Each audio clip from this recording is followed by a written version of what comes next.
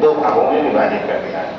एक वो इधर का पार्ट उत्तरी या पूर्वी कह सकते हैं, और दक्षिण या पश्चिमी पार्ट जो, क्योंकि त्रिशाई में तो दक्षिण पश्चिम का पार्ट और उत्तर पूर्व का पार्ट। तो इधर वाला पार्ट जो मैदान है इसको उत्तर पूर्व का मैदान और इधर का दक्षिण पश्चिम का मैदान जो है। अब इन दोनों की अलग अलग विशेषता भी है, क्योंकि धरातलीय संरचना भी इस प्रकार की पूर्वोत्तर की है। ठीक है, ढाल जो है वो दक्षिण पश्चिम की तरफ है। तो अब अगर ढाल इस प्रकार से है तो नदी, मैंने कई बार इसकी चर्चा में बात करता हूँ कि जिस तरफ से ढाल है, जहाँ पे ज्यादा ढाल है, जितनी मात्रा में ढाल है, उसका प्रभाव नदी के और संरचना पे पड़ता है। ठीक है, अगर ज्यादा ढाल वाला क्षेत्र है तो वहाँ पे नदियाँ कटाव ज्यादा करती हैं। ठीक है, कम ढाल वाला क्षेत्र है तो वहाँ नदियाँ सर्पिलाकार आकार में प्रवाहित होती हैं और अपने अवसादों पर निक्षेपण करते हैं, क्योंकि उनकी गति जो होती है वो मंद हो जाती है। ठीक है, तो इस प्रकार से अगर गतिविधि अगर नदी अलग अलग क्षेत्रों में अलग अलग तरह की कर रही है तो उससे निर्मित होने वाली परिस्थितियां भी वहाँ पे अलग अलग होंगी। दूसरी चीज है कि जो ऊपर वाला पार्ट है, कहते हैं पूर्व में है, ठीक है, वहाँ पे बाढ़ की स्थिति कम होती है क्योंकि ऊंचाई वाला क्षेत्र है, ढाल ज्यादा है। निचले क्षेत्र में आप हर साल बाढ़ की स्थिति आती है और तमाम जनधन की हानि होती है। तो अब दोनों जगह चुनौतियां भी अलग हैं, दोनों जगह की संरचना भी अलग है और दोनों मैदानों की अपनी उपजाऊपन की क्षमता जो वो भी अलग अलग है। तो अंदर थोड़ा इसीलिए इसको थोड़ा सा विभाजित करके देखा जाता है। तो 94 डिग्री देशांतर रेखा जो है वो इसको विभाजित कर देती है। इसको मतलब बना लीजिए, थोड़ा सा बना लेंगे तो आसानी रहेगी। पूर्वोत्तर भारत का एक मैप बनाइए, उसमें इसको बना लीजिए, इसमें बाकी हम दिखा देंगे।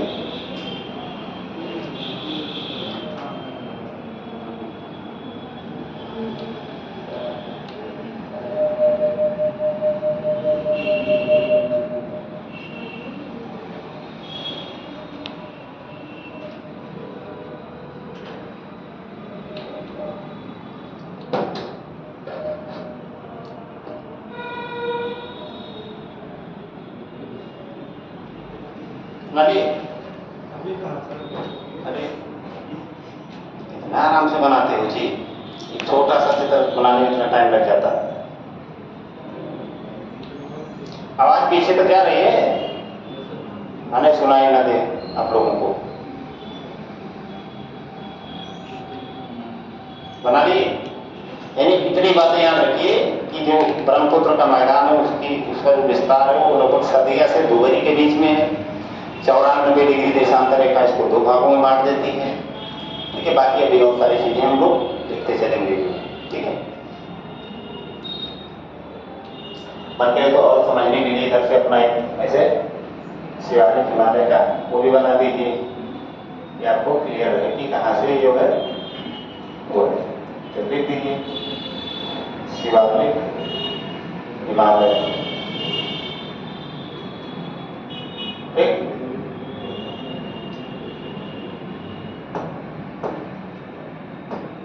चलिए ब्रह्मपुत्र के मैदान में थोड़ा सा लिखते चलिए, समझते चलिए। देखिए, इस मैदान का निर्माण ब्रह्मपुत्र एवं उसकी सहायक नदियों के द्वारा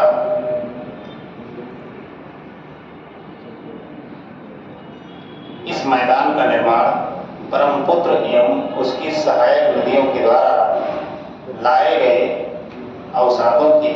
अवसादों से हुआ है। लाए गए अवसादों से हुआ है।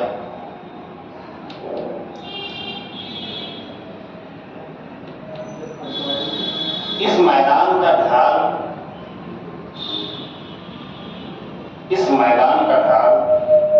उत्तर पूर्व से दक्षिण पश्चिम की तरफ है। इस मैदान का ढाल उत्तर पूर्व से दक्षिण पश्चिम की तरफ है।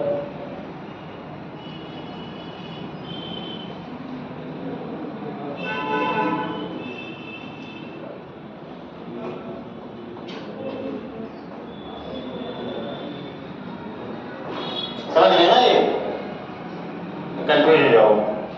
ये दिशा होगी उत्तर पूर्व, यानी के बीच का क्षेत्र, और ये हो गया आपका दक्षिण पश्चिम, यानी दक्षिण और पश्चिम के।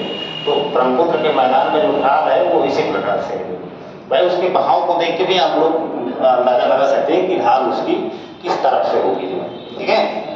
और लिखो इसमें, लिखो इस मैदान की लंबाई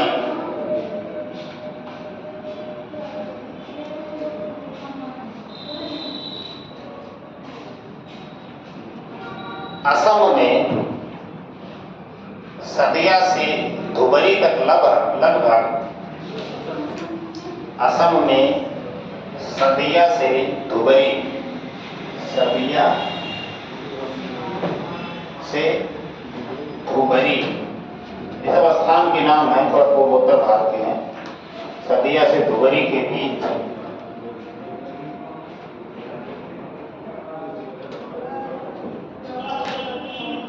720 किलोमीटर लंबाई तथा 80 किलोमीटर की चौड़ाई में विस्तृत है।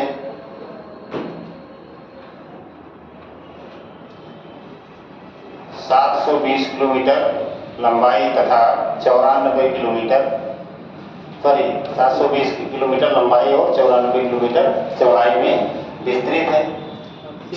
80 लिखे हैं, 80 को ठीक है। इस मैदान को 94 डिग्री देशांतर है, इस मैदान को 94 डिग्री देशांतर रेखा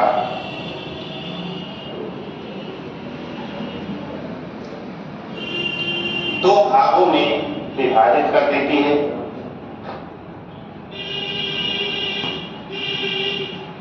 दो भागों में विभाजित कर देती है।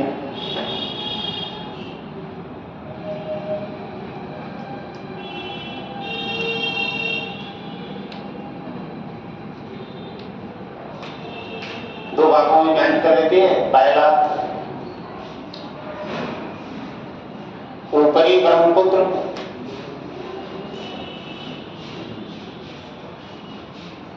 और दूसरा लिख लो निचला ब्रह्मपुत्र। अभी दोनों को अलग अलग करके विभाजित करके दो चार लाइन दोनों लिखवा देंगे पंजाबी में।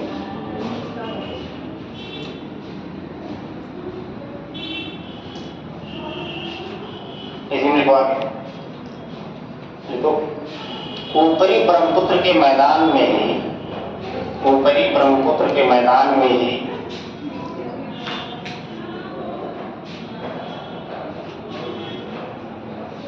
दुनिया का सबसे बड़ा नदी द्वीप, दुनिया का सबसे बड़ा नदी द्वीप माजुली अवस्थित है। माजुली अवस्थित है। अभी बताते हैं इसके बारे में। देखो यह भारत का पहला द्वीपीय जिला भी है। यह भारत का पहला द्वीपीय जिला भी है।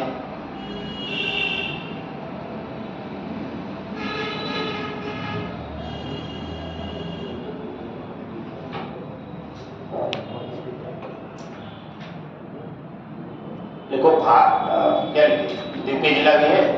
देखो भारत का राष्ट्रीय जलमार्ग नंबर 2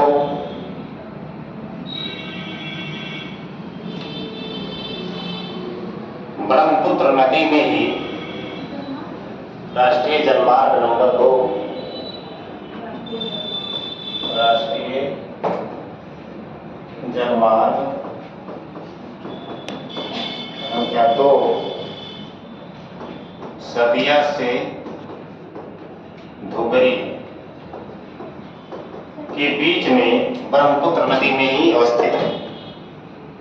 के बीच में ब्रह्मपुत्र नदी में ही अवस्थित है।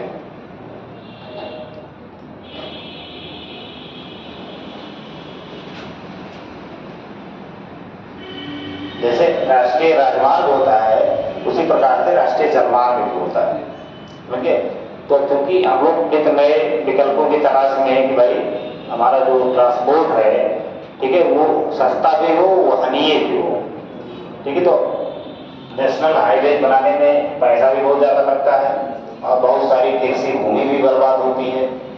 तमाम विवाद भी प्रशासनिक स्तर पे उत्पन्न होते हैं, जैसे मुआवजा देना, ठीक है, या मुआवजा पूर्ण रूप से समय से भुगतान न होना, तमाम सारे कोर्ट में किए जाते हैं। पर्यावरण से संबंधित अनुमति लेना, एक नेशनल हाईवे और एक एक्सप्रेस वे बनाने में सरकार को बहुत मशक्कत करनी पड़ती है, तब वो जाके बन के तैयार हो पाता है। अब ऑलरेडी हमारे पास इतना जल उपस्थित है, ठीक है, भारत में जितनी नदियाँ दुनिया में कहीं नहीं हैं, बड़ी छोटी तमाम नदियाँ हैं।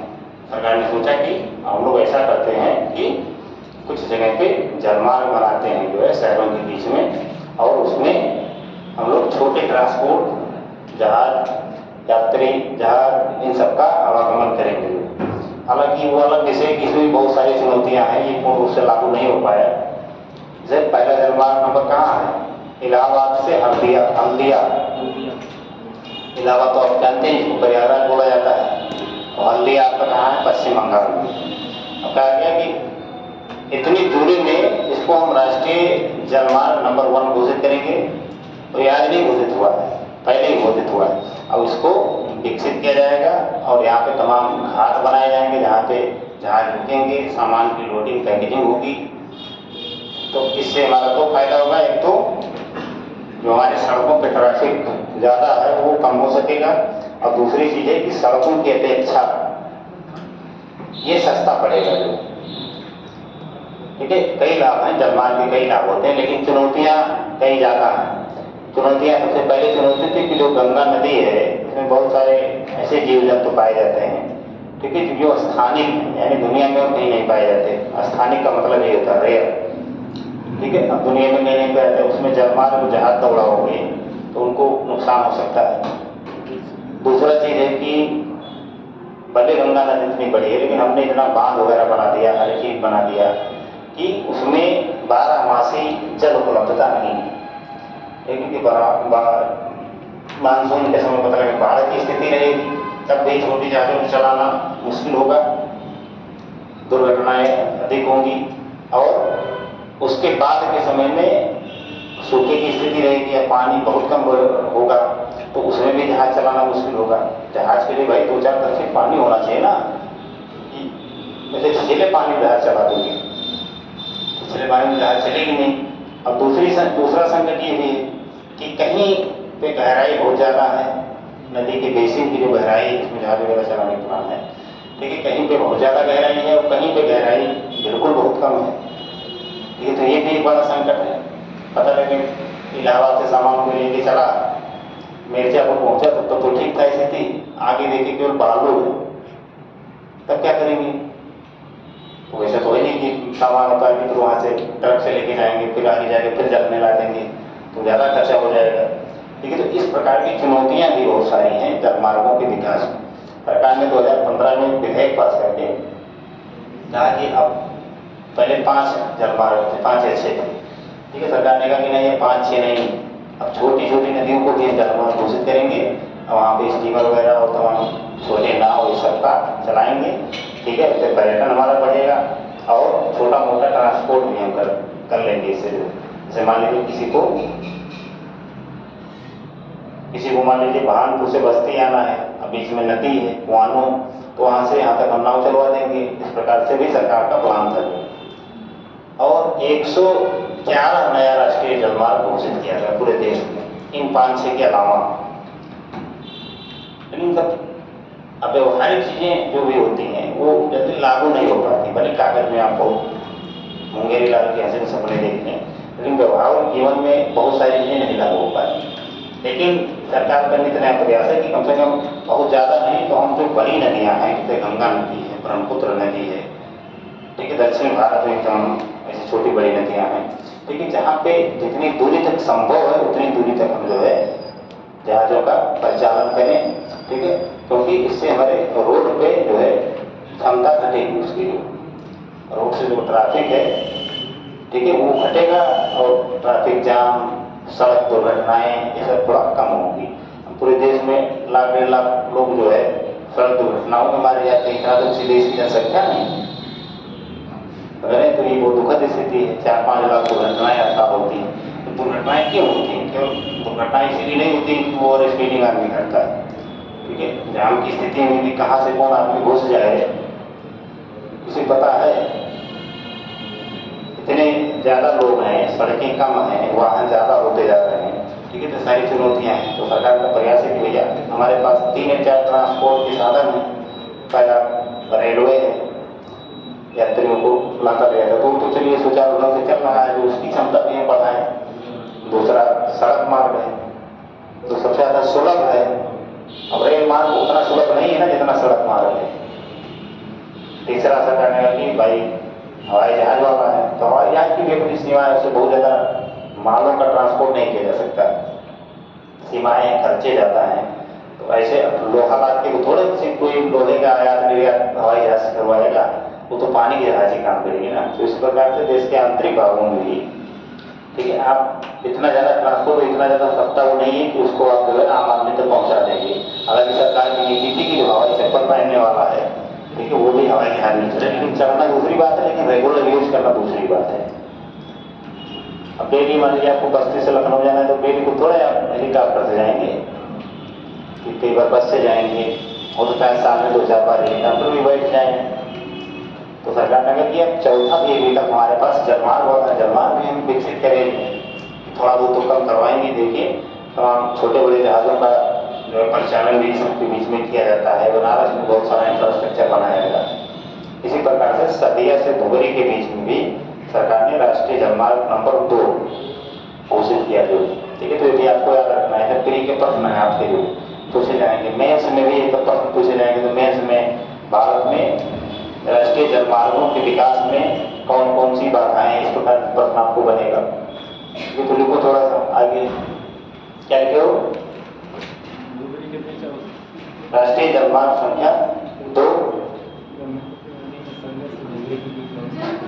हाँ, हो गया बात पूरा ना, ठीक है। अब जो 2 भागों में बांटे थे, दोनों भागों को इसे बांट दो, उत्तरी ब्रह्मपुत्र का मैदान और दक्षिणी ब्रह्मपुत्र का मैदान, मिट जाएगा।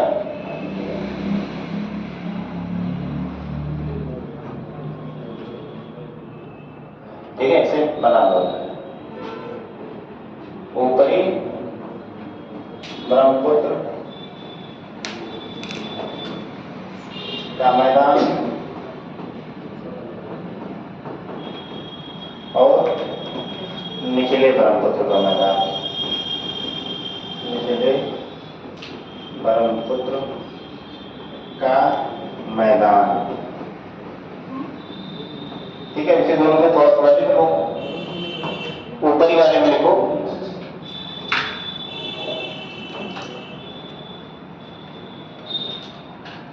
देखो, इसे असम का पूर्वी मैदान भी कहते हैं, इसे असम का पूर्वी मैदान भी कहते हैं,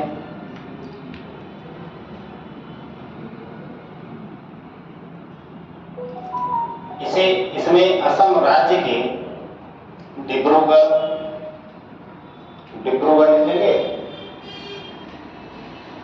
इसमें असम राज्य के डिब्रूगढ़, तरांग,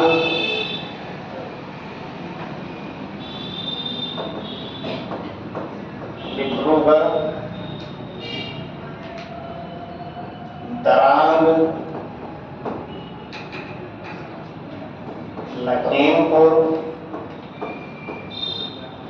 आदि जिले शामिल हैं।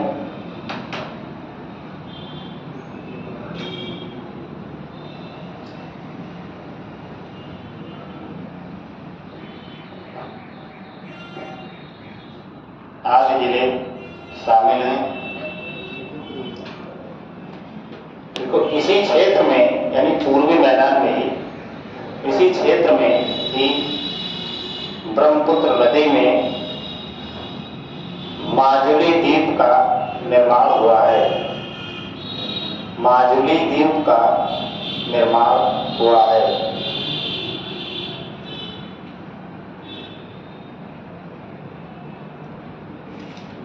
माजुली द्वीप का निर्माण हुआ है। थोड़ा माजुली द्वीप नदी द्वीप है, ठीक है। तो थोड़ा सा समझ लेंगे कैसे नदियों में द्वीप बन गए, ठीक है। कई बार जब नदियां मैदानी क्षेत्रों में पहुंचती हैं, ठीक है, तो मैंने बताया है कि उनमें सारी बनने लगती है। वितरिकाओं का मतलब देखो, सहायक नदी दूसरी बात होती है और वितरिका दूसरी बात होती है। देखिए, सहायक नदी का मतलब हो गया कि कोई नदी मुख्य नदी में आके मिल जाए ऐसे, ठीक है, ये मतलब मुख्य नदी। एक मिनट थोड़ा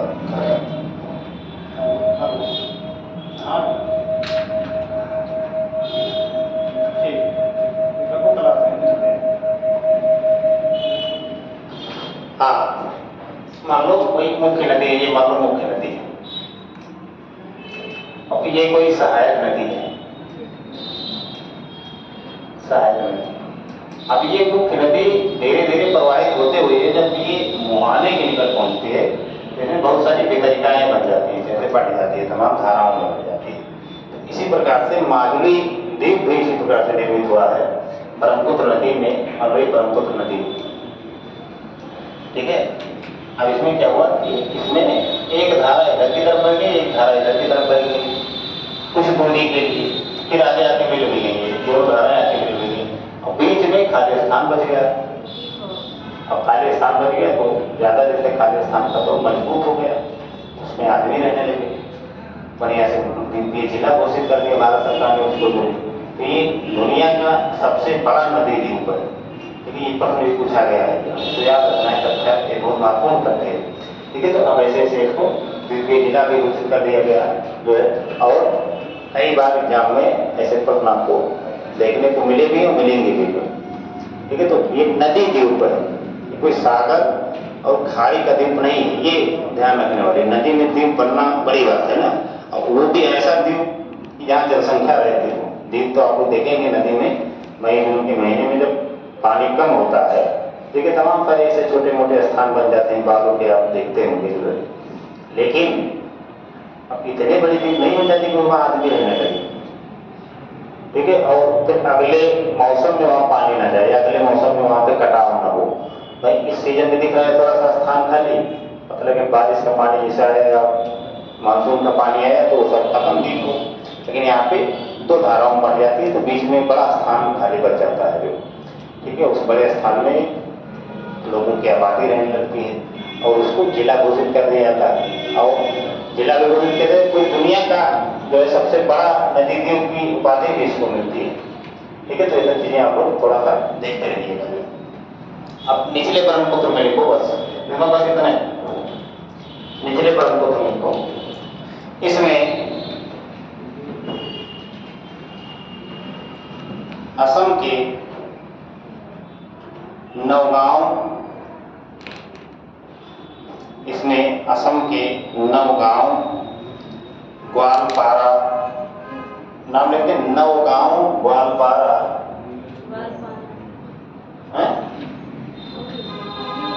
इसमें असम के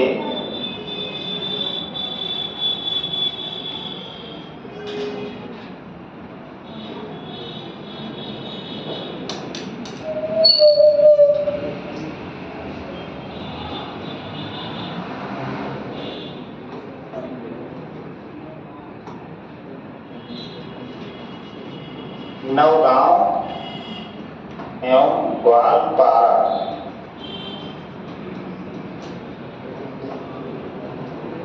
ये सब जिलों के नाम है, चर्चा में भी रहते हैं, ठीक है। तो सबका नाम आप लोग सुनेंगे कहीं ना किसी न किसी को, इसलिए जिलों का नाम भी चर्चा पे होती है। वारपेट, नलवारी, वारपेट, नलवारी,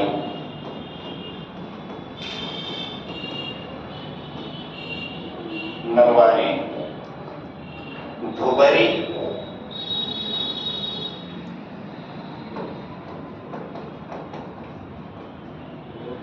आदि जिले सम्मिलित हैं।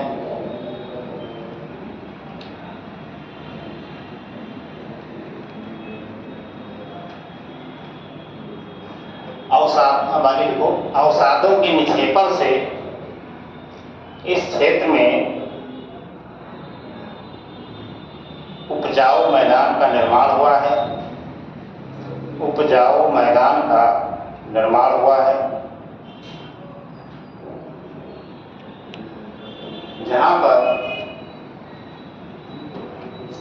जूट,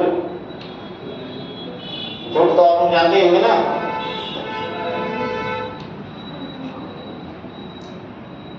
तथा चावल की कृषि बड़े पैमाने पर की जाती है। जूट तथा चावल की कृषि बड़े पैमाने पर की जाती है।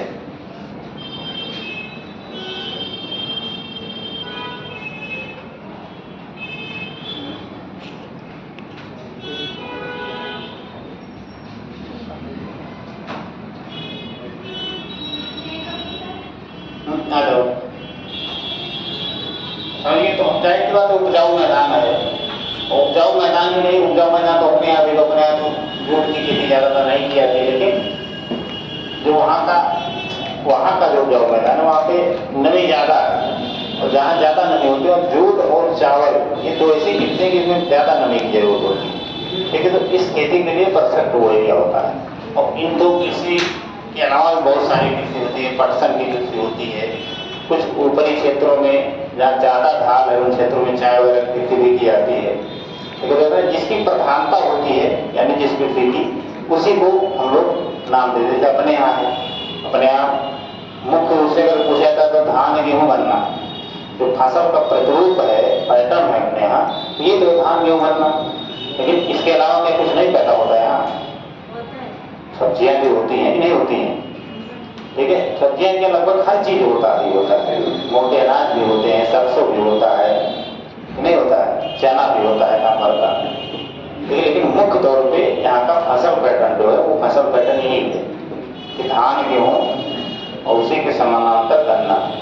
तो पैटर्न धान गेहूँ का केवल, ऐसा नहीं कि धान काट के फिर गन्ना बोते हैं तो गन्ना काट के गेहूँ बोते हैं, इस तरह नहीं है। गन्ना वार्षिक फसल है, एक वर्ष में तैयार होता है ना, मान लीजिए मार्च अप्रैल में बोया जाएगा, एक वर्ष क्या 10 महीने मान के चलिए, लेकिन वार्षिक उसको गिना जाता है। धान गेहूँ 3-4 महीने में तैयार हो जाता है, 90 दिन 120 दिन के आसपास तैयार हो जाता है। ठीक है, तो साल भर में 2 फसलें हो जाती हैं। अब गन्ना एक फसल के रूप में हो जाता है। जैसे गेहूँ की बुआई कब शुरू होगी? नवंबर तक शुरू हो जाती है, और कटाई मार्च अप्रैल में होती है। नवंबर दिसंबर में बुआई, मार्च अप्रैल में कटाई। धान की जून जुलाई में बुआई होती है, उसके बाद में नवंबर दिसंबर में कटाई होगी। ये तो है, ये पैटर्न तो 6 महीने पैटर्न होता है। लेकिन गन्ना जनवरी फरवरी मार्च तक बोया जाता है लगभग, और इधर सिलाई शुरू हो जाएगी अक्टूबर नवंबर में, तो लगभग 8-9-10 महीने का इसका पैटर्न होता है। लेकिन अब पैटर्न ये मुख्य फसलें ही उत्पादित की जाती है, यही हम लोग कहेंगे।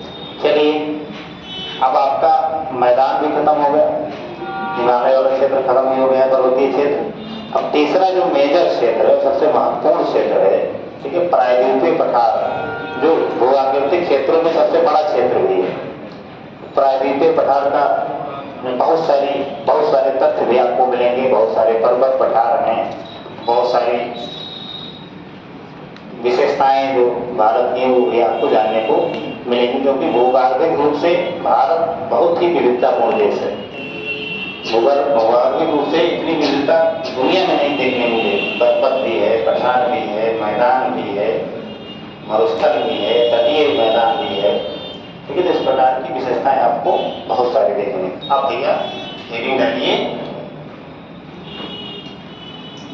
क्या हेडिंग डालेंगे? प्रायद्वीपीय भारत।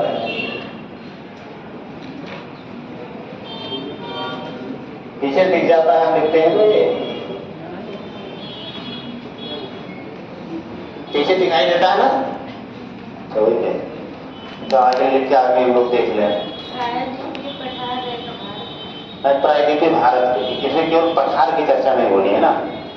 पठार तो एक अलग सेक्शन है, इसमें पठार के साथ साथ जो पहाड़ियाँ हैं उसकी भी चर्चा होगी, पश्चिमी घाट पूर्वी घाट की भी चर्चा होगी।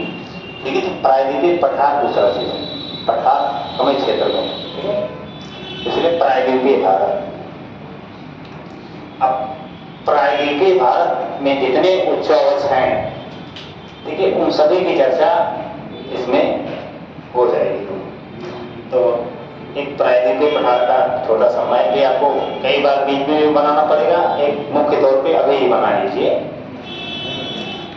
मना तो लेंगे ही आप लोग, इधर बनाइए कि लिखने वाला काम इधर है, मैं थोड़ा काम लिखा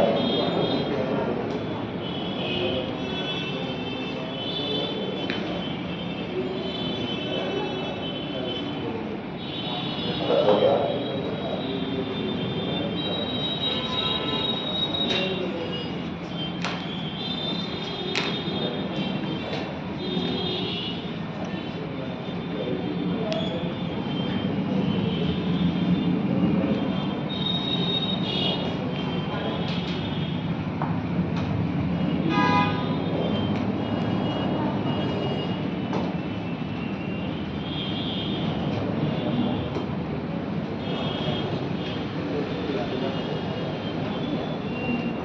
इतने बना लो,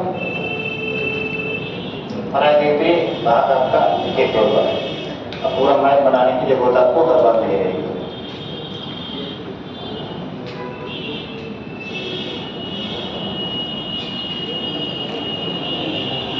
प्रायद्वीपीय भारत,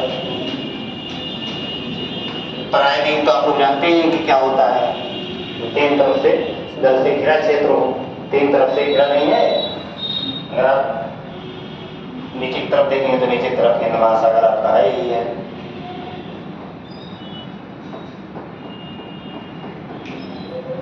इधर आपका कौन सा है? बंगाल की खाड़ी।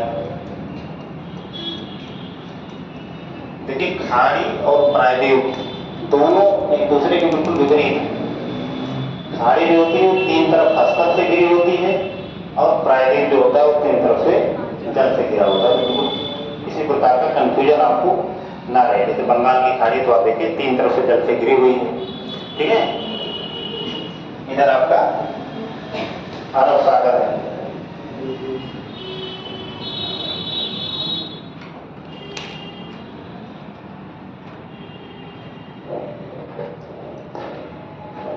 अब प्रायद्वीपीय जो भाग है, ठीक है, उसको कई भागों में विभाजित किया गया। तो ये मैं बना लीजिए, इतना इसमें बना लीजिए। बाकी जैसे जैसे हम इसमें जोड़ते जाएंगे, पढ़ाते हुए जाएंगे, उसके बारे में बताते जाएंगे, वैसे वैसे आप जोड़ते उसमें चले जाएंगे, ठीक है।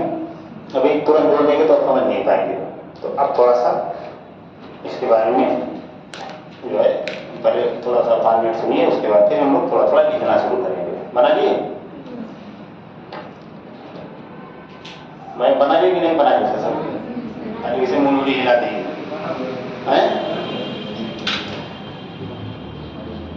ये बात क्लियर हो गई कि प्रायद्वीपीय भारत कहाँ है, ठीक है।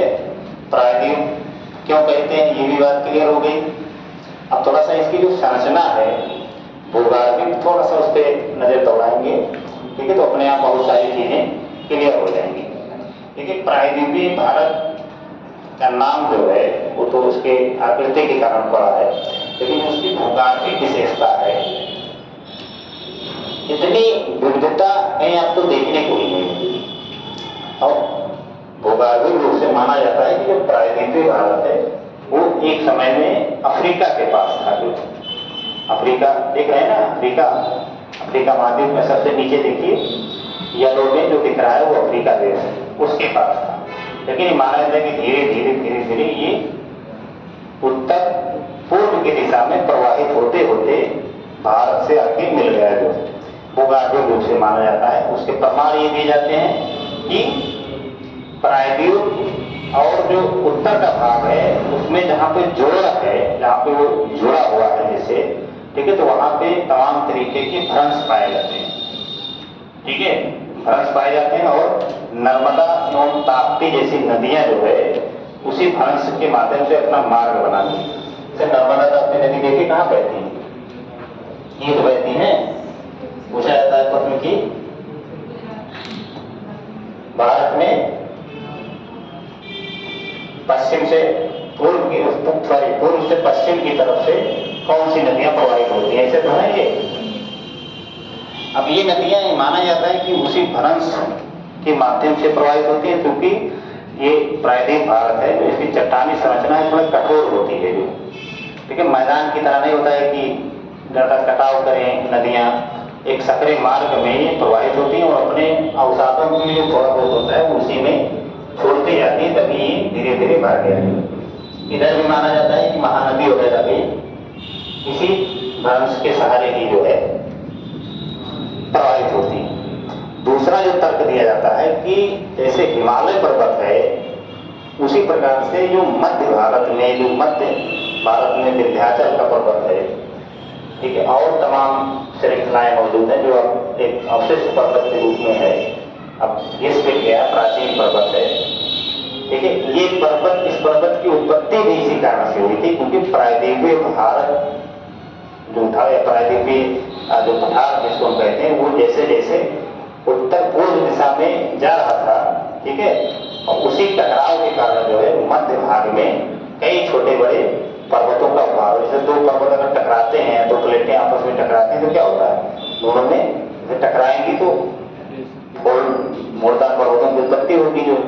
तो ये माना जाता है दूसरा तक कि यहाँ पे जो विंध्याचल और तमाम छोटे बड़े जो पर्वत हैं इसी के आसपास ये भी और वर्तमान में भी हैं, ऐसा नहीं है। बहुत सारे आपको मध्य प्रदेश, झारखंड, छत्तीसगढ़, महाराष्ट्र, इन सारे क्षेत्रों में तमाम उसके उदाहरण आपको देखने को आज भी हैं। उसके अवशेष आज भी विद्यमान है और पहाड़ों के रूप में भी दिखाई देंगे आपको नहीं। तो ये दो उदाहरण इसीलिए दिए हैं कि प्रायद्वीपीय भाग में बाद में जोड़ा है और भारत में इसके उदाहरण मौजूद हैं। जो दूसरी चीज भी दिया जाता है कि चूंकि बहुत प्राचीन काल में घटनाएं घटी, ठीक है, इसलिए जो भूगर्भिक हलचलों से संबंधित घटनाएं हैं, ठीक है, वो अब बहुत कम है इस क्षेत्र में। इसका उदाहरण भूगर्भिक रूप से दिया जाता है कि पहले माना जाता था कि भारत में भूकंप प्रबल जो क्षेत्र हैं, यानी जहाँ पे भूकंप आने की प्रबल संभावना है, वो क्षेत्र केवल हिमालय से जुड़े हुए हैं। लेकिन ये मिथक टूट गया 2001 में गुजरात के भुज में एक तीव्र भूकंप आया।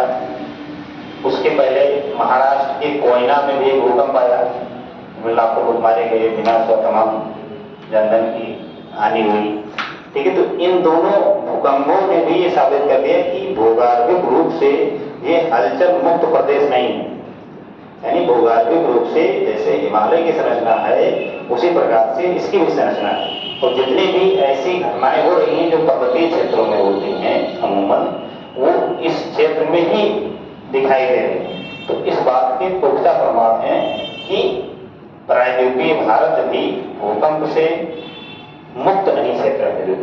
तो ये सारे उदाहरण इस बात की तरफ इशारा करते हैं कि प्रायद्वीपीय भारत और जो उत्तर का भारत है, ठीक है, उसमें जहाँ पे जोड़ हुआ है, ठीक है, जहाँ पे अब ये ऐसा नहीं कि 100 साल पहले जोड़ हुआ, ये सब लाखों करोड़ों वर्षों की घटनाएं होती हैं। जो भूगर्भिक समय काल होता है, ठीक है, ये कोई 2-4 दिन की घटना नहीं होती है कि 2004 में जो है अरब सागर में था और 2014 में आ गया जो है चीन के पास में, ऐसा नहीं है। ऐसा लाखों करोड़ों वर्षों की घटनाएं होती है, क्योंकि इसको आप आसानी से नहीं भाप सकते हैं। जो क्या देखो आज 5 किलोमीटर इधर आया, आज 16 किलोमीटर इधर आया, ठीक है, लाखों करोड़ों वर्षों के मापन के पश्चात तभी चीजें जो है हुआ कि भाई इसकी लोकेशन यहाँ की, अब यहाँ पे आ गई। भूगोल में एक थ्योरी है कॉन्टिनेंटल ड्रिफ्ट थ्योरी, महाद्वीपीय विस्थापन सिद्धांत। तो उसमें भी माना जाता है कि आज भी पृथ्वी में जो प्लेटें हैं वो अपनी जगह स्थिर नहीं है, उसमें अस्थिरता है। सारी प्लेटों की अपनी दिशा है, कोई इस दिशा में कोई इस दिशा में, बहुत ही मंद गति से, ठीक है, वो चलायमान है। और वहीं पे उसी चलायमान होने के कारण ही पूरी पृथ्वी पे तमाम जगह पे ज्वालामुखी, भूकंप, भूस्खलन, ये सारी घटनाएं प्राय देखने को मिलती हैं, ठीक है। तो वो भी इस बात का समर्थन कर रहे हैं कि कोई भी जो है कोई भी खंड ऐसा नहीं जो पूरी पृथ्वी पे बिल्कुल स्थिर हो, और उसको जिसको हम लोग स्थिर मानते थे उसमें भी भूकंप इतना बड़ा आ गया जो है, तो वो सारा भ्रम जो है टूट गया है। भारत का भी पूरी दुनिया के जो भूगोलविद हैं या कह लीजिए कि भूगोल वेदता है, इन सबका भ्रम टूट गया कि भैया ऐसा कुछ नहीं है। जो पृथ्वी विज्ञान में शोध अनुसंधान करते हैं उन सबका भ्रम टूट गया कि ये क्षेत्र भी भूगर्भिक रूप से शांत क्षेत्र नहीं, इसमें भी बहुत सारी हलचलें प्राय होती रहती हैं। तो ये 2-3 घटनाएं जो उदाहरण हमारे सामने हैं, ठीक है, आज भी मौजूद हैं, ठीक है, जैसे इशारा करते हैं कि प्रायद्वीपीय भारत भूगर्भिक रूप से अन्य भारत से अलग है। ठीक है। अब प्रायद्वीपीय भारत ये जितना बना इतने नहीं, प्रायद्वीपीय भारत का अंग राजस्थान तक है, यहाँ तक। इधर पूर्वोत्तर भारत में मैंने बताया था आपको कि मालदा भ्रंश, जब हिमालय की उत्पत्ति हुई तो यहाँ पे एक मालदा भ्रंश उत्पन्न हो गया, मालदा भ्रंश। इस कारण से मेघालय का पठार जो है, क्योंकि प्रायद्वीपीय पठार का ही भाग था, वो इससे अलग हो गया। लेकिन हम प्रायद्वीपीय पठार या प्रायद्वीपीय भारत जब पढ़ते हैं तो उसको भी इसमें शामिल करते हैं, मेघालय के पठार को भी, क्योंकि वो इसी का भाग है। एक भ्रंश के उत्पन्न होने के कारण, एक उत्तोलन होने के कारण वो हमसे अलग हो गया। ये बातें हम पूर्व में भी कल ही शायद बताए हैं, ठीक है। तो ये सारी बातें भी यहाँ पे आएंगी। आप थोड़ा थोड़ा सा लिखिए तो चीजें और क्लियर होती चली जाएगी।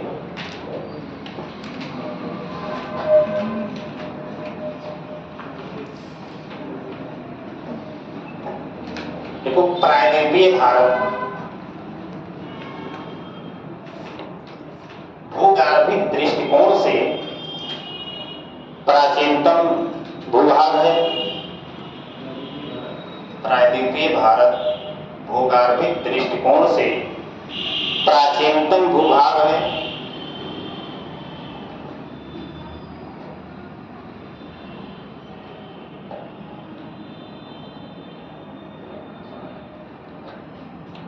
जिस शब्द में तम लग जाए समझ जाते कुछ है, महानतम, प्राचीनतम, ठीक है।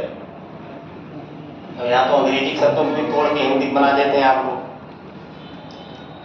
जैसे क्लियरिटी है, उसको क्लियरिटी अपने यहाँ नहीं बोलते हैं, अपने कहते हैं क्लियरता, ठीक है। ता बाद में लगा देते हैं, तब अंग्रेजी खत्म, उसको कोई नहीं रहता है। तो इन सब शब्दों को भी आप लोग समझने का प्रयास करते रहे। ऐसा ना हो कि भाषा का संक्रमण ऐसा हो जाए कि आधा अंग्रेजी आधा हिंदी आदमी बोले हो, तो समय आ ही रहा है धीरे धीरे। तो आप लोग भी उसी दौर से चलिए जो कि अगर कोई क्लियरता भी बोलते तो आप समझ जाएंगे। चलिए, अभी प्राचीनतम भूभाग है जो कि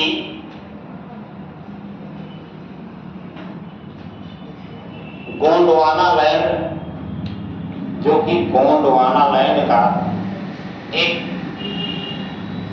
भाग है, जो कि गोंडवाना लैंड का एक भाग है। यह उल्टे त्रिभुज के समान है, यह उल्टे त्रिभुज के समान है,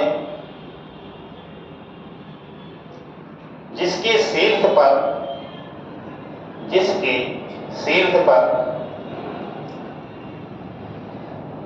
क्या होगा? शीर्ष पे उल्टा त्रिभुज का मतलब कि जैसे त्रिभुज कैसे होता है? त्रिभुज ऐसे तो होता है, हैं?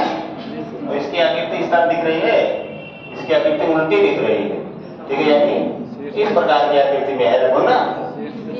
तो अब शीर्ष पे क्या होगा? तो देखो, जिसके शीर्ष इसका ये होगा ना, तो आधार हो जाएगा। जिसके शीर्ष पर कन्याकुमारी, जिसके शीर्ष पर कन्याकुमारी एवं आधार पर दिल्ली अंबाला कटक, दिल्ली अंबाला कटक तथा मेघालय का पठार है, जिसके आधार पर दिल्ली अंबाला कटक एवं मेघालय का पठार अवस्थित है।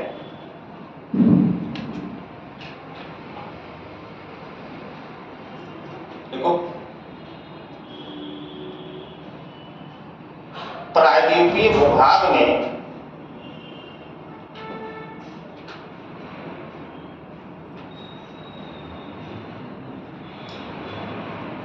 ग्रेनाइट एवं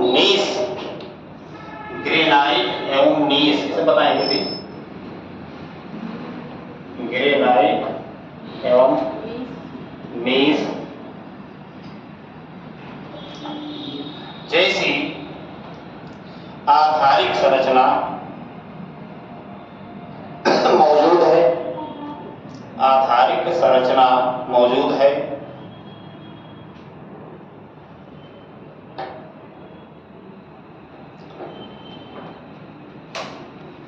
थोड़ा सा रुकिए यहाँ पे, थोड़ा समझा देंगे आप लोग, सोचेंगे क्या हो गया, सब ऊपर से चला जाएगा, ठीक है। फिर लास्ट में लिखे आप लोग कैल्विन ग्रेनाइट एवं नीस। ग्रेनाइट और नीस ये समझिए कि चट्टान की शुरुआती लक्षण है जो है, तो कोई सबसे मूल रूप में कोई चट्टान होगी, ठीक है, तो ग्रेनाइट और नीस की होगी। और इसीलिए जो प्रायद्वीपीय भूभाग है, ठीक है, वहाँ पे ग्रेनाइट और नीस जैसी संरचना आज भी मौजूद है, तो ये माना जाता है कि सबसे प्राचीनतम भूभाग है, समझिए।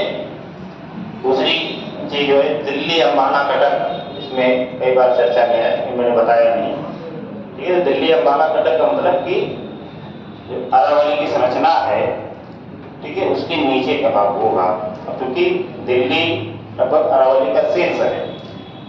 अरावली पर्वतमाला गुजरात के पालनपुर से शुरू होती है और दिल्ली तक फैली है, फैली थी, अब तो बीच बीच में ही दिखाई देते हैं खंडित रूप में, ठीक है, क्योंकि बहुत पुराना लाभ पर्वत है, ठीक है, बहुत पुराना, ठीक है। सबसे पुराने पर्वतों में, दुनिया के सबसे पुराने पर्वतों में अरावली की गणना की जाती है। तो अब उसकी केवल अवशेष बचे हुए हैं, तो माना जाता है कि जहाँ तक वो खत्म है, दिल्ली रिच जिसको बोलते हैं, ठीक है, उसके निचले क्षेत्र का भाग हुए। अब चूंकि इधर गंगा यमुना जैसी नदियां हैं तो इसको मैदानी क्षेत्र में शामिल किया जाता है, लेकिन इसके इसीलिए मैंने कहा कि राजस्थान के बहुत सारे भूभाग जो है प्रायद्वीपीय भाग में आते हैं, क्योंकि वहाँ पे पठार स्थित है। मालवा का पठार क्या है, ठीक है, मध्य प्रदेश में है, उसका कुछ भूभाग जो है राजस्थान तक फैला हुआ है, महाराष्ट्र में भी थोड़ा बहुत है। तो ये सारी चीज ये साबित करती है कि प्रायद्वीप के ही अंग है। बाकी मेघालय का पठार आप लोग जान ही रहे हैं कि मेघालय पठार कहाँ पे है, मेघालय राज्य के नाम पे उसका पठार का नाम है, तो उसमें कुछ बताने जैसी चीज है नहीं। अब आगे लिखो थोड़ा सा, एक लाइन फिर लिखो, इसकी वर्तमान उच्चावचीय दशा, इसकी वर्तमान उच्चावचीय दशा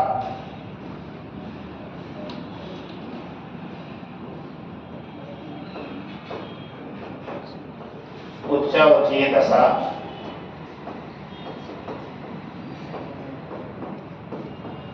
बहिर्जात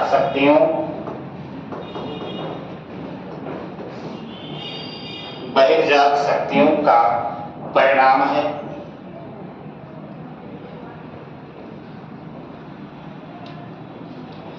क्योंकि भूगर्भिक दृष्टिकोण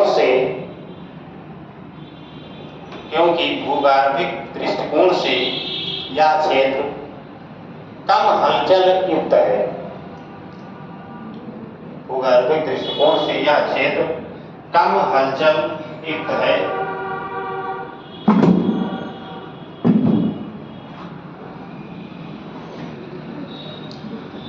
भूगर्भिक दृष्टिकोण से यह क्षेत्र कम हलचल युक्त है।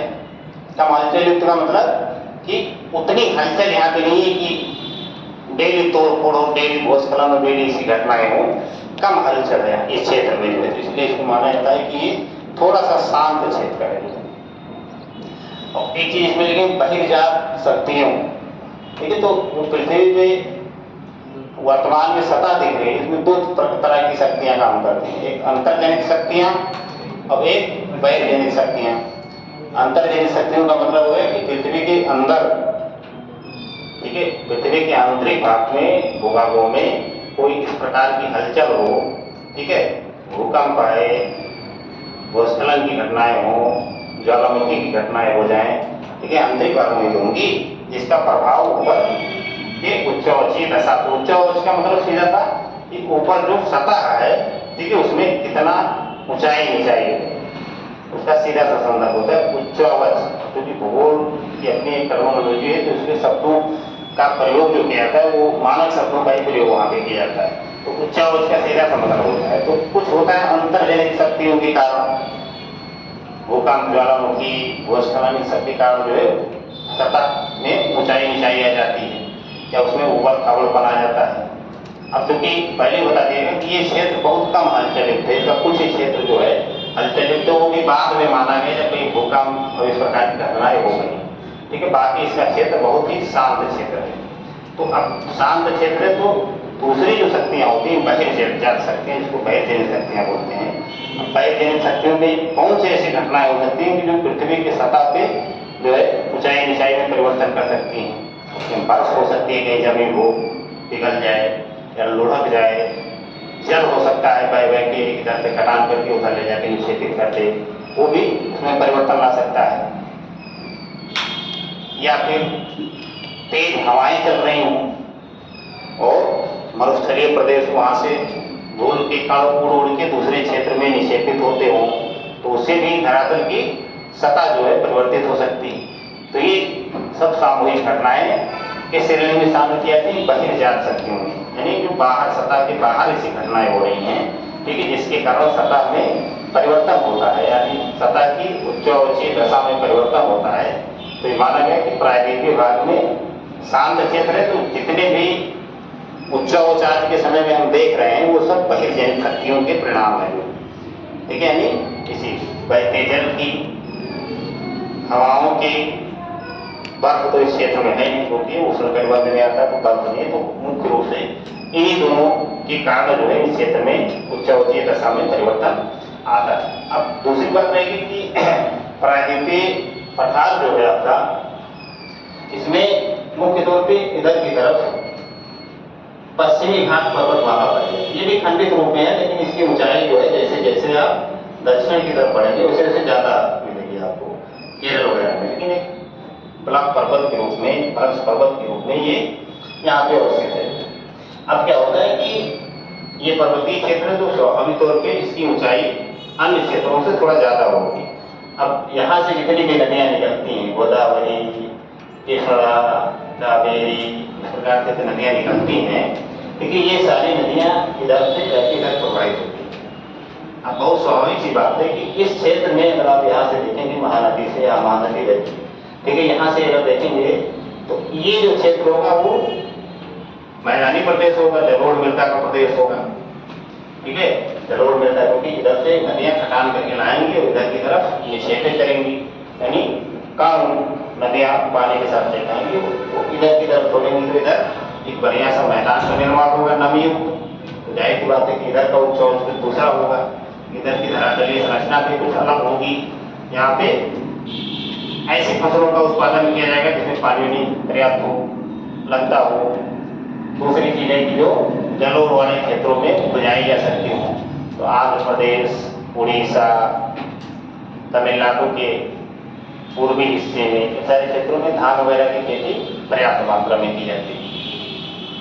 और इधर का क्षेत्र जो है ये ऐसा प्रदेश है कि ये उबड़ खाबड़ है और ऊंचाई से युक्त है। इस प्रदेश में धान तो बोया नहीं जा सकता क्योंकि ऊंचाई प्रदेश है, पानी की जरूरत पड़ेगी, तो पानी यहाँ है नहीं।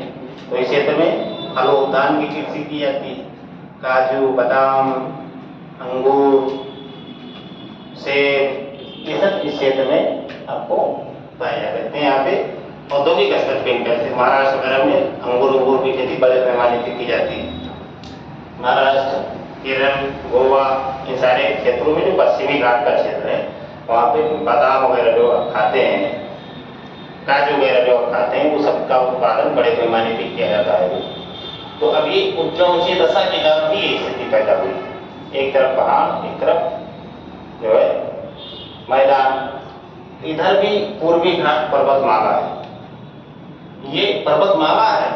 2017-18 की विशेष के प्री में प्रश्न पूछा कि पश्चिमी घाट है, मतलब कई लोगों को ये भी कंफ्यूजन था कि पश्चिमी घाट पर्वत है कि नहीं है यार। और उसमें ऑप्शन भी इतना सटीक बनाया कि कई लोग छिप गए। ठीक है, और उसमें ऑप्शन दिया एक पठार, एक प्राचीन पठार, एक ब्लॉक पर्वत, एक अधिक ऊंचाई का मैदानी प्रदेश, ऐसे ऐसे करके 4 ऑप्शन बनाया। कई लोगों को लगा कि यार पठार है तो पठारी क्षेत्र होगा ना, प्रायद्वीपीय पठार के बारे में सब पठार मान के चले आए, और ये है पर्वत। ठीक है, पश्चिमी घाट और पूर्वी घाट एक पर्वत के रूप में, क्योंकि पश्चिमी घाट का ढाल ज्यादा ऊपर है तो पश्चिमी घाट पर्वतमाला आज भी जो है थोड़ा ऊंचाई पे है। जैसे जैसे दक्षिण की दिशा में चले जाएंगे, केरल वगैरह के, तमिलनाडु के आसपास के क्षेत्रों में थोड़ा ऊंचाई ज़्यादा मिलती है। तो सब मैथ में बताएंगे आपको जब उस क्षेत्र का वर्णन आएगा। और पूर्वी घाट में भी पर्वतमाला ही पूर्वी घाट भी है, लेकिन पूर्वी घाट पर्वतमाला बहुत ही कम क्षेत्रों में दिखाई देती है। उड़ीसा वगैरह में महेंद्रगिरी वगैरह जो है, तो सबसे ऊंची चोटी उसकी महेंद्रगिरी की शायद है 1501 मीटर ऊंचाई। ठीक है, तो वहीं कहीं थोड़ा बहुत दिखाई देती है। बाकी नदियों ने उसको काट के सब खत्म कर दिया। जो अब मैदान बना दी, मैदान में नदियां अपना हर बार जल का निक्षेपण कर, वो अवसाद का निक्षेपण करती जाती हैं और बढ़िया खेती पाती होती है। इस क्षेत्र के अपेक्षा ये क्षेत्र पिछड़ा है, क्योंकि इस क्षेत्र में केवल कृषि कार्य ज्यादा होते हैं। इस क्षेत्र में फलोत्पादन के कार्य ज्यादा होते थे और व्यापार और वाणिज्य था, ठीक है, अधिकांश इधर ही बनाएंगे। इधर बनाने का रीजन ये होता है कि इधर ऊंचाई पश्चिमी घाट पर्वतमाला की है, तो इधर जो गहराई होगी अरब सागर में या तटीय क्षेत्र में वो ज्यादा होगी, तो बंदरगाह वहीं बनाए जाएंगे ना जहाँ गहराई ज्यादा होगी। इधर बनाए जाएंगे ज्यादा बंदरगाह की जहाँ जल उड़ जा के बह रहा है, हर बार गहराई नहीं बचती। तो इधर देखिए चेन्नई बंदरगाह है, सॉरी चेन्नई करें, हाँ चेन्नई बंदरगाह है, वो भी एक तरह से कृत्रिम बंदरगाह की श्रेणी में विकसित किया गया। और यह देखिए बड़े बड़े बंदरगाह हैं, मोरमोगोवा, मुंबई, ठीक है, ये सारे बड़े बंदरगाह होंगे। तो इधर बंदरगाह की गहराई इधर ज्यादा है। तो ये सब इसकी उच्च दशा के कारण ही हो, ये सारी उच्च दशा बहिर्जनित शक्तियों का परिणाम है जो वर्तमान में हम लोग देख रहे हैं। तो थोड़ा सा लिखिए इसमें, देखो संरचना एवं उच्चावच के दृष्टिकोण से, संरचना एवं उच्चावच के दृष्टिकोण से, संरचना एवं उच्चावच के दृष्टिकोण से प्रायद्वीपीय भारत को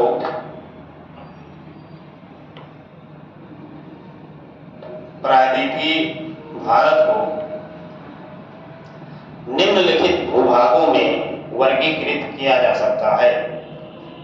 निम्नलिखित भागों में वर्गीकृत किया जा सकता है।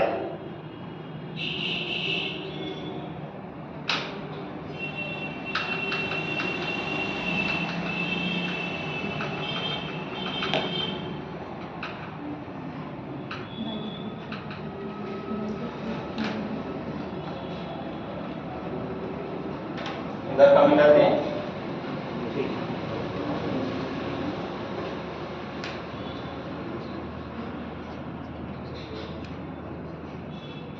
इसको मिटा दें, बना देंगे जरूरत पड़ेगी।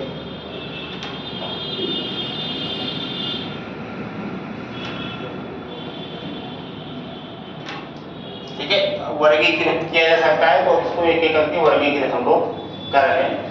4-5 भागों में इसको अध्ययन की सुविधा के लिए बांट दिया गया है। तो पहला लिखिए, पहला भाग है आपका उत्तरी केंद्रीय उच्च भूमि। उत्तरी केंद्रीय उच्च भूमि।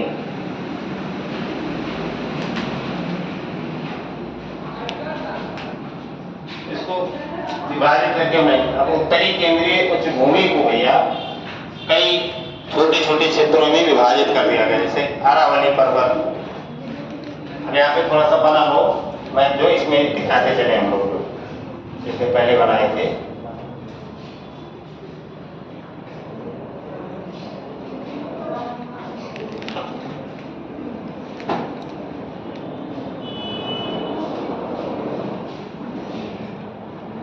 अब ये क्या है, ये अरावली पर्वत, वैसे लिख लो यहीं पे।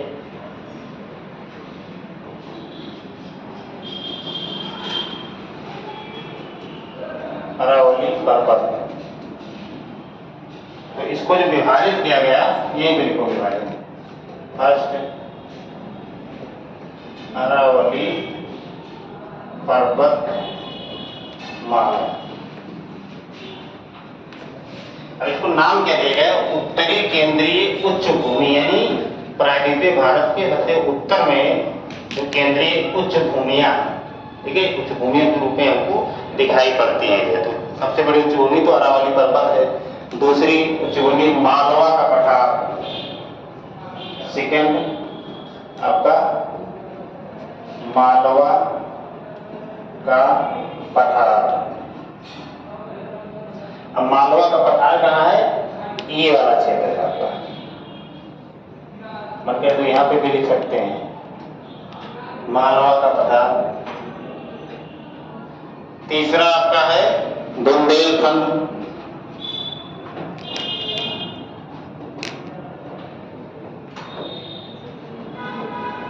बुंदेलखंड। अब बुंदेलखंड को बताने की जरूरत कहाँ है आप लोगों को? बुंदेलखंड एक तरह से कह लीजिए कि ट्रांजिट जोन है। उत्तर प्रदेश में भी कई जिले शामिल हैं। कितने जिले हैं उत्तर प्रदेश के बुंदेलखंड में? 7 जिले शामिल हैं। हमीरपुर, बांदा, ये सारे जिले जो उसी में आते हैं जो, और मध्य प्रदेश के कुछ जिले हैं। तो अब आप अनुमान लगा सकते हैं कि कहाँ पे बुंदेलखंड हो सकता है? नहीं होगा ना बुंदेलखंड, यहीं पे मान लीजिए बुंदेलखंड है आपका। चौथा आपका है बघेलखंड, बघेलखंड। बघेलखंड मुख्य रूप से आपका छत्तीसगढ़ के क्षेत्र में पड़ता है। और पांचवा आपका लास्ट इसमें है विंध्य पर्वत श्रेणी, विंध्य पर्वत श्रेणी। विंध्य पर्वत श्रेणी भी आपकी यहीं पे है, इसी के जस्ट नीचे, ठीक है। ये विंध्य पर्वत श्रेणी आपकी होगी। विंध्याचल वगैरह नाम नहीं सुने हैं? विंध्याचल एक बहुत बड़ा मंदिर है, ठीक है, विंध्यवासिनी जिसको कहा जाता है, यानी जो विंध्य पर्वत पे वास करती हो, बोले ना बात आपको, तो इसीलिए इसका नाम विंध्याचल पर्वत भी रखा गया है। तो जो उत्तरी केंद्रीय उच्च भूमियां हैं या उसमें ये 4 घटक हैं जो आपके प्रायद्वीपीय भारत के भाग हैं। अब दक्षिणी केंद्रीय उच्च भूमि जो है इसी से जस्ट नीचे अगर आप आएंगे, ठीक है, इसको मिटा दें, देख रहे हो सब लोग? मिटाएंगे नहीं तो फिर बड़ी दिक्कत होगी। एक उत्तरी केंद्रीय उच्च भूमि हो गई और इसको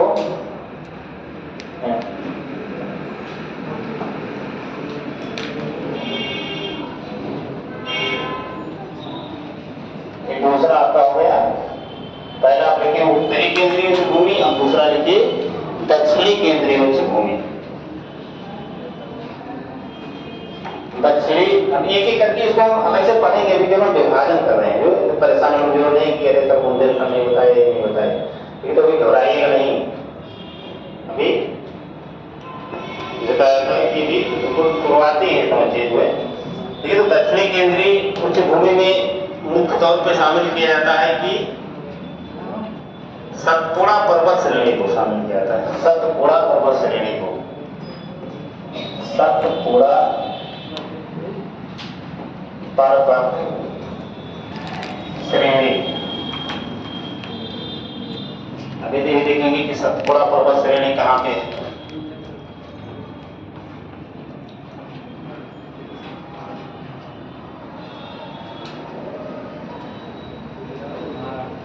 सतपुड़ा जो पहाड़ी क्षेत्र है, ठीक है, इसके जस्ट नीचे जो नर्मदा और ताप्ती नदियां बहती हैं वो भी, उनका भी भ्रंश पाया जाता है, ठीक है। तो यहीं पे आपका सतपुड़ा हो जाएगा। जो तीसरा जो विभाजित करने को सतपुड़ा ही रखेंगे, यहाँ मंदिर तो लिख दो,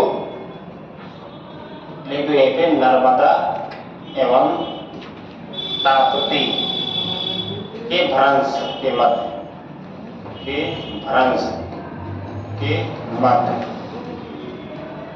ठीक है। और तीसरा लिखो उत्तर पूर्वी पठार एवं पहाड़ी क्षेत्र,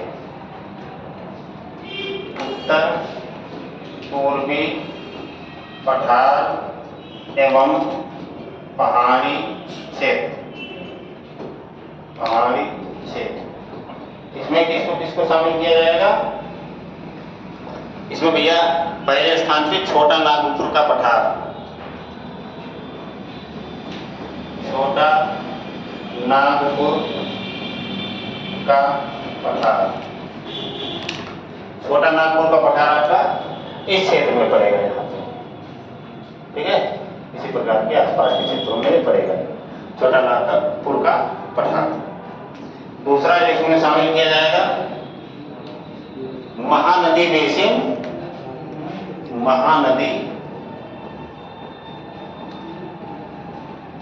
महानदी बेसिन। और तीसरा इसमें है दंड कारण्य क्षेत्र। भारत में दंडकारण्य अभ्यारण्य का भी नाम है, देखो इसी क्षेत्र में है।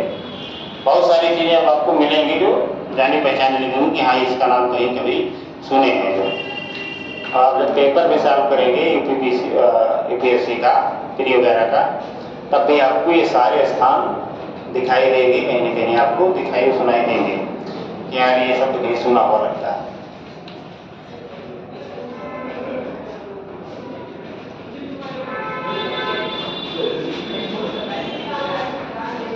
अब इसी में आपका दक्कन का पठार है, इसी में आपका दक्कन का पठार है। आजकल विभाजन ही करवाएंगे, बस विभाजन हो गया, बस लास्ट एक दिन तो बचा है बस।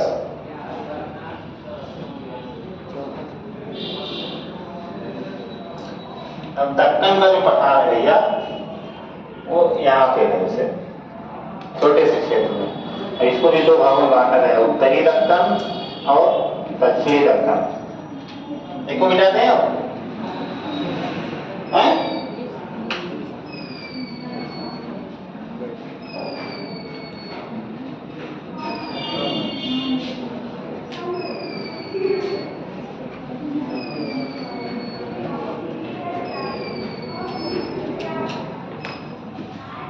कौन सा रहेगा? चौथा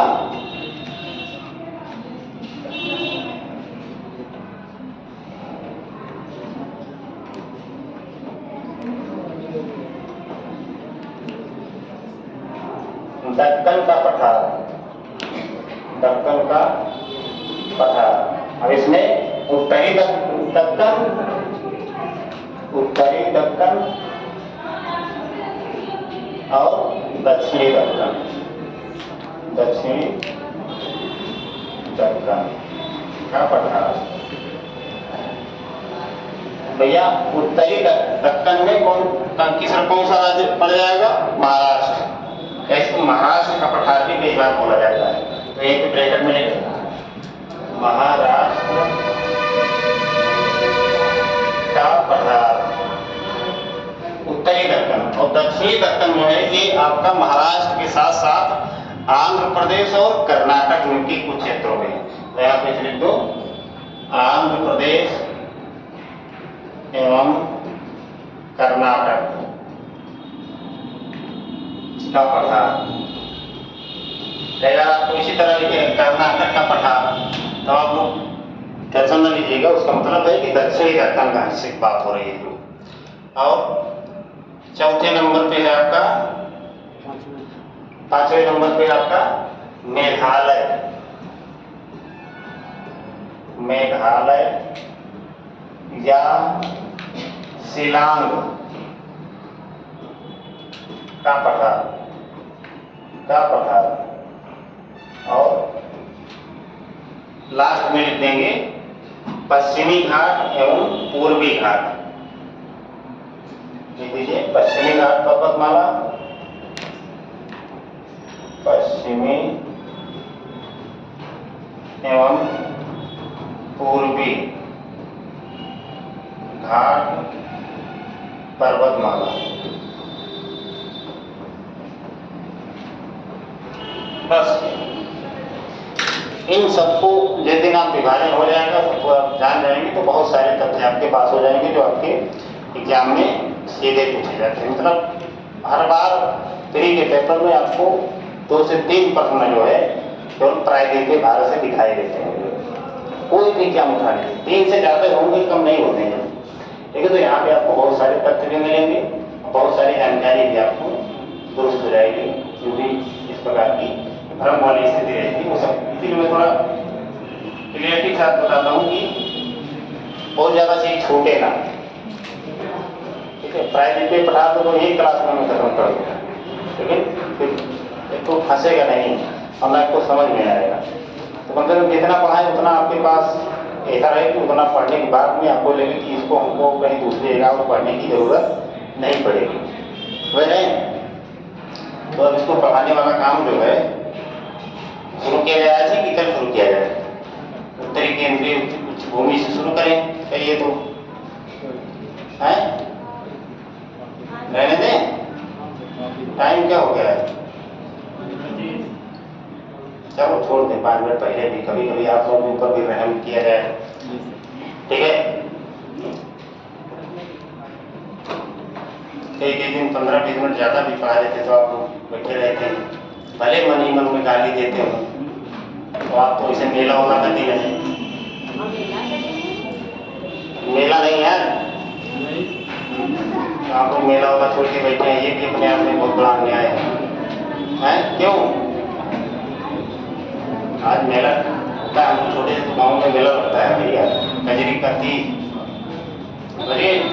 चलिए, तो आज के जो उत्तर आप लोगों ने दिया था